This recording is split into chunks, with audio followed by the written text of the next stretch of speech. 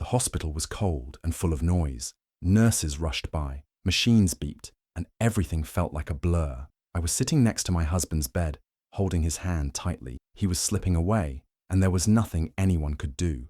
The doctors tried their best, but then I heard the words that broke me. Time of death. They said the time, and just like that, he was gone. I could barely breathe. My hands were shaking as I picked up my phone. I called my parents, hoping for comfort, for someone to come and hold me up. I was crying so hard I could barely speak. I told them what happened. My husband was dead.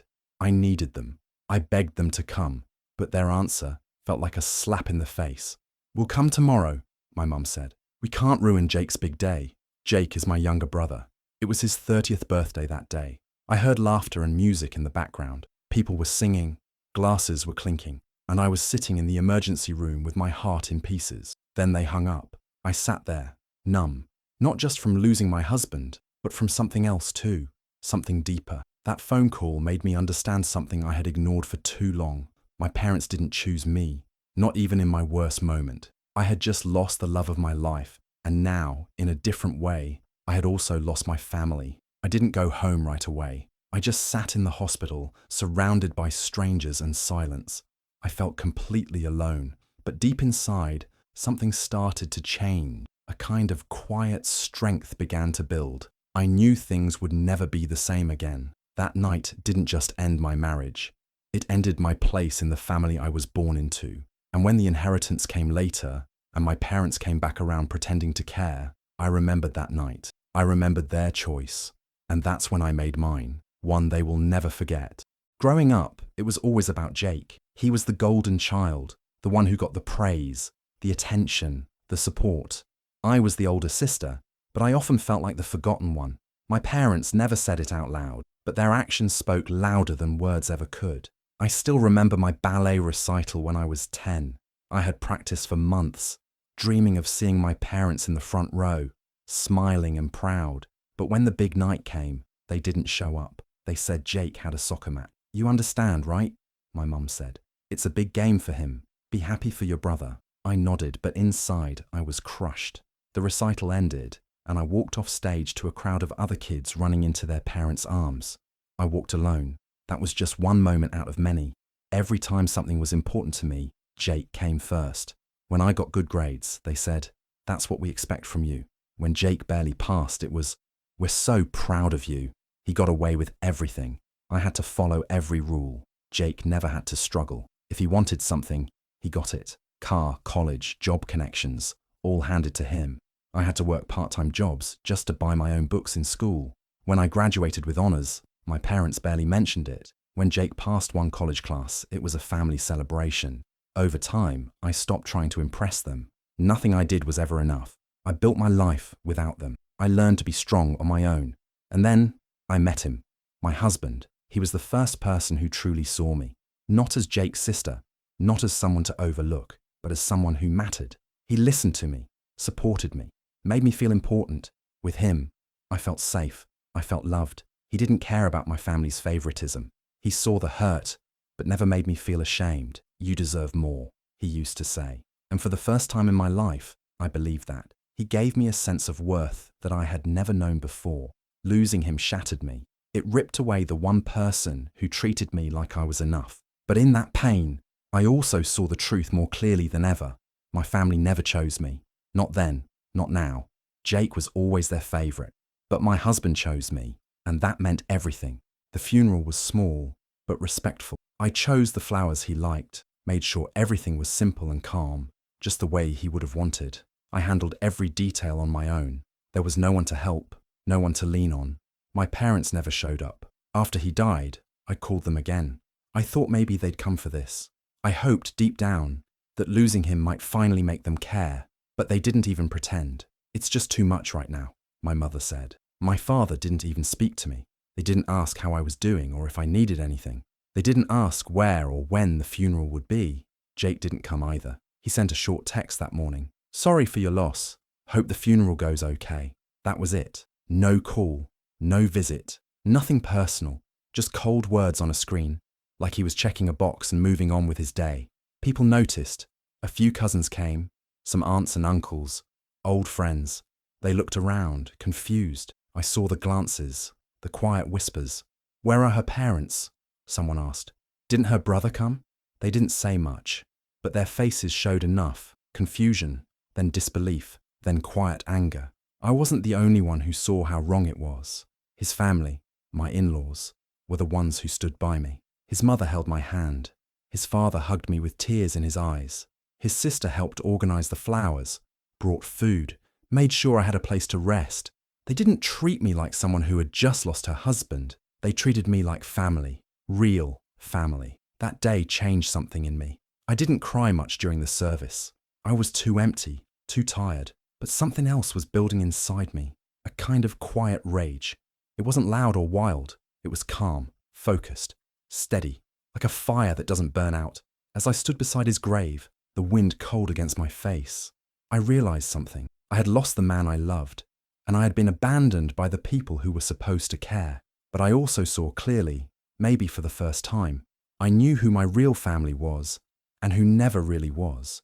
After the funeral, I went completely silent. No more calls, no more texts, no more trying to explain myself to people who never truly saw me. I cut off all contact with my parents and Jake. It wasn't a dramatic goodbye, just quiet, final distance.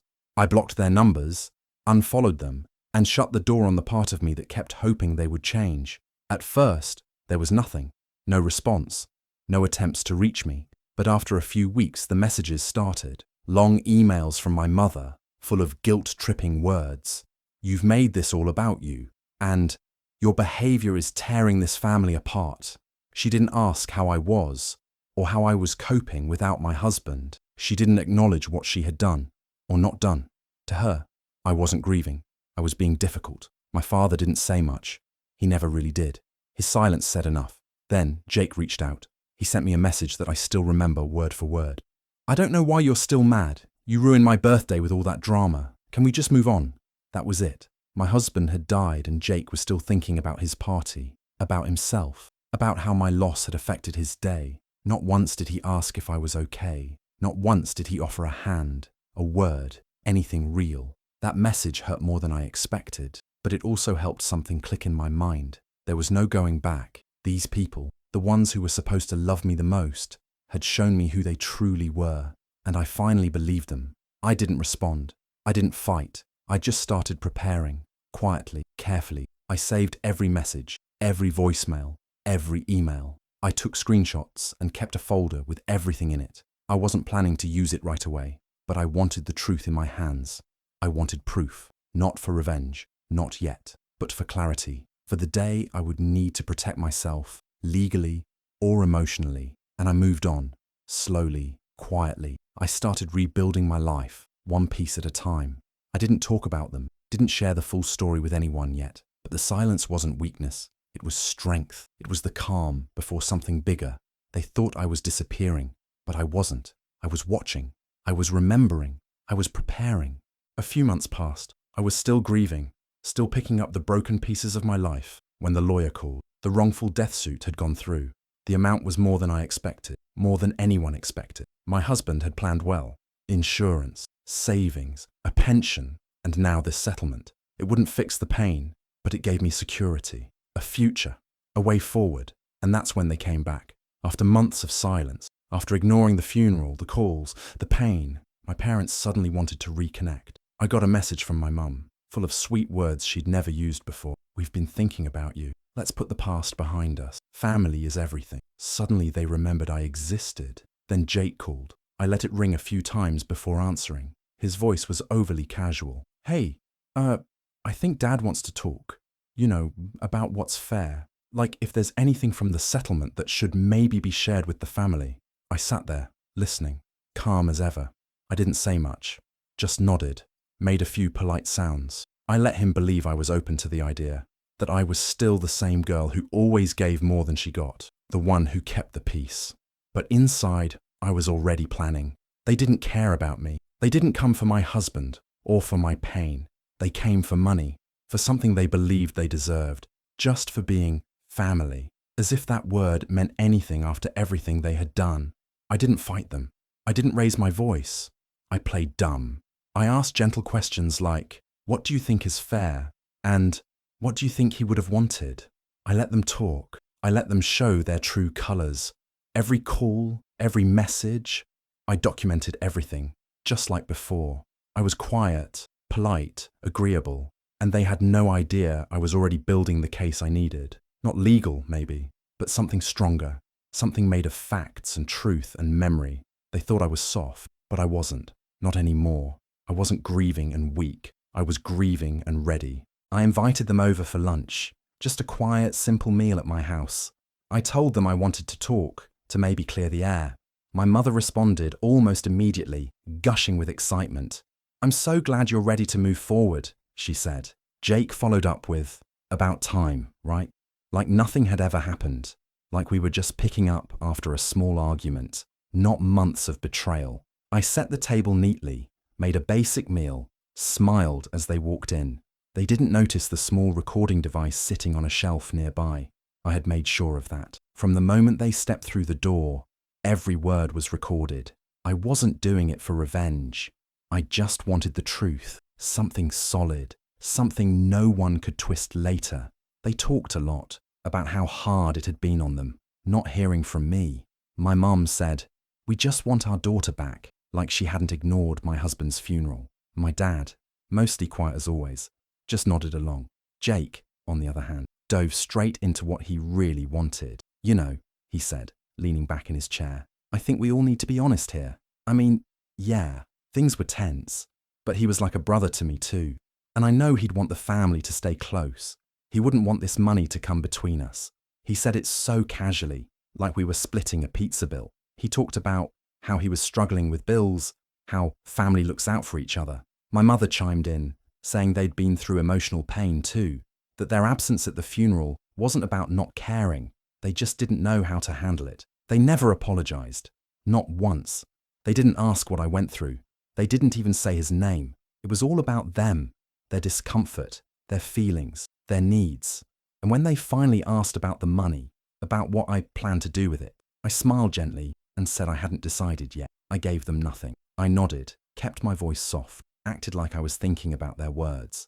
I let them talk, let them explain, let them dig the hole deeper with every sentence. And the whole time, the recorder captured it all. When they left, my house went quiet again. But this time, I didn't feel alone. I felt in control. They thought I was inviting them in to forgive and forget. But I was inviting them to show me, one last time, exactly who they were. And they did. I sat across from my lawyer, papers spread out between us. Everything finally in black and white. She looked at me kindly, but firmly. "Legally, they're entitled to nothing," she said. "Not a cent. Your husband's estate goes to you, period." I nodded. I had known that, deep down, but hearing it confirmed out loud gave me a kind of peace and a kind of power.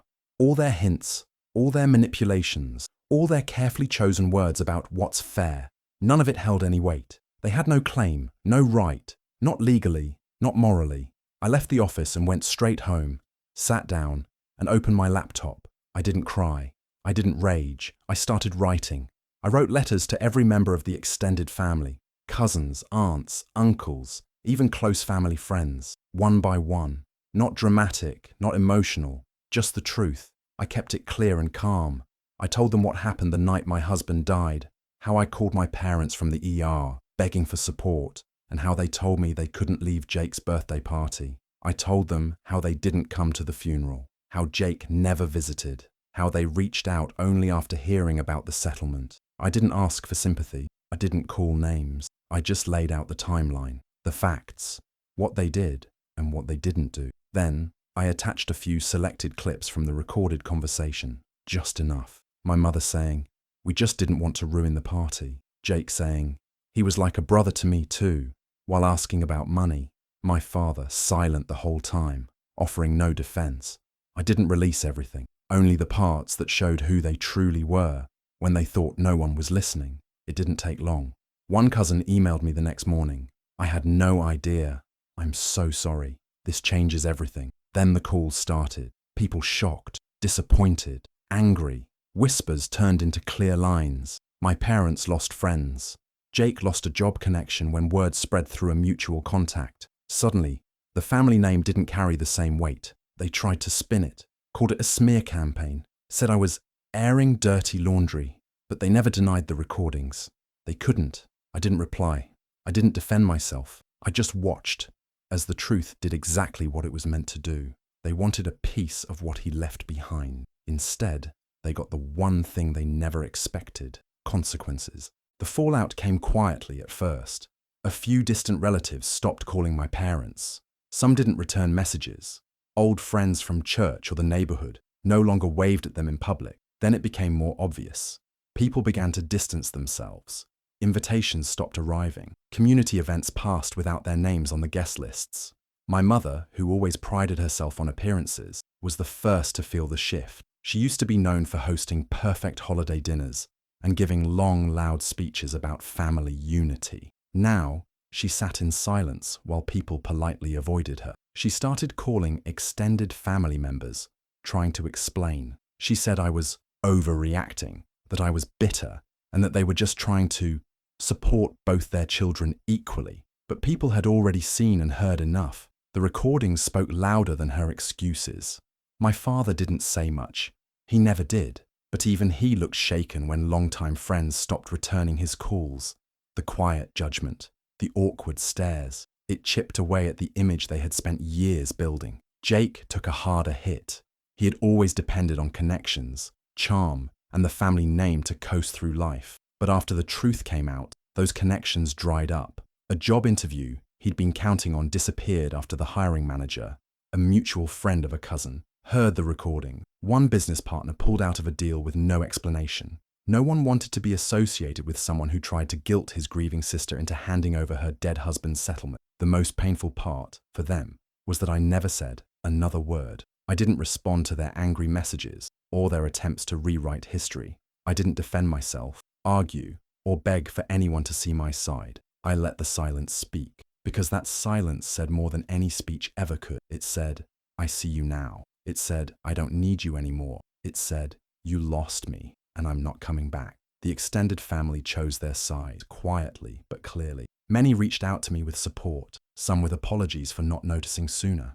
Others simply stopped talking to my parents. No big fights, just distance, a slow, final unraveling. And I lived my life. I focused on rebuilding. I found peace in the quiet. While they watched their world shrink, I expanded mine, one silent, steady step at a time. I waited months before writing the final letter, not because I was unsure, but because I wanted no emotion left in it. No fire, no pain, no hope for understanding. I wanted it to be clear, calm, and final, something that couldn't be argued, twisted, or misunderstood. When I began, I didn't use "Dear Mum and Dad." I just started. No warmth, no softness.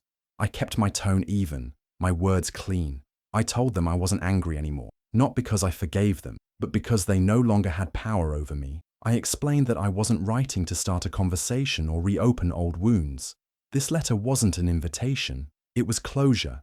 Then I thanked them, not in the way they might have hoped, but honestly. I wrote, "Thank you for abandoning me when I needed you the most. Thank you for choosing a birthday party over my husband's death, for ignoring his funeral, for showing me exactly where I stood in this family. It hurt, yes, but it also set me free. Because of you, I had no choice but to grow stronger on my own." I continued, "I now know exactly who I am without your influence, and I like her better. She's clearer, sharper, at peace.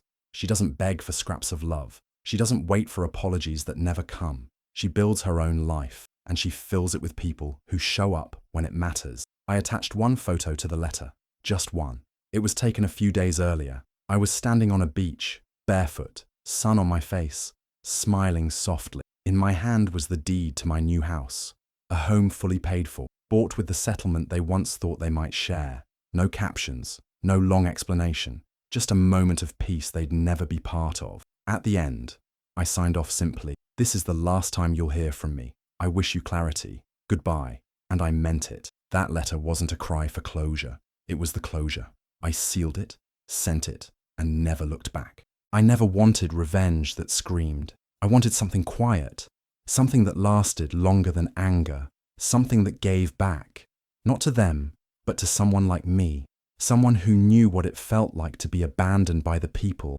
meant to love you most.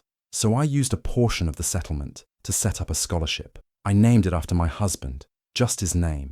No mention of me, no press, no announcement, just a foundation with a simple mission to support young adults estranged from their families, trying to find their way on their own. It was meant for kids who were cut off, disowned, or ignored. The ones aging out of foster care, the ones working 2 jobs to stay in school, the ones who carried wounds that never showed on the outside. I wanted them to feel seen. I wanted them to know someone believed in them, even if their own parents didn't. I worked with a small non-profit to launch it quietly. No social media posts, no interviews, just real help for real people, in my husband's name. The one person who had ever truly seen me, who loved me without conditions. Months passed. Life grew softer, quieter. I had my own home now, a peaceful space, a life without chaos. I kept my circle small and true. Then one morning, I opened my email and found a message from the first scholarship recipient. She wrote about how she'd been sleeping in her car before she got the call, how she'd been told by her parents that she was too much trouble, that she'd never make it. She told me she cried when she found out someone had chosen her, not out of pity, but because they believed she was worth the chance. She didn't know who I was. The foundation kept my identity private, just the way I wanted, but her words hit something deep. She ended with, "Whoever you are, thank you. I won't waste this. You made me feel like I matter." I sat there, reading it again and again. The tears came slowly, but they weren't bitter. They were soft, healing. That was the moment I realized. This was my revenge. Not loud, not cruel, just a life rebuilt with purpose. And it was more than enough. Do you think she made the right choice by cutting her family off completely? Or should she have given them one last chance to make things right? Let me know what you think in the comments. I'm really curious to hear your thoughts. And if you want more stories like this, make sure to subscribe and hit the notification bell so you never miss a new one.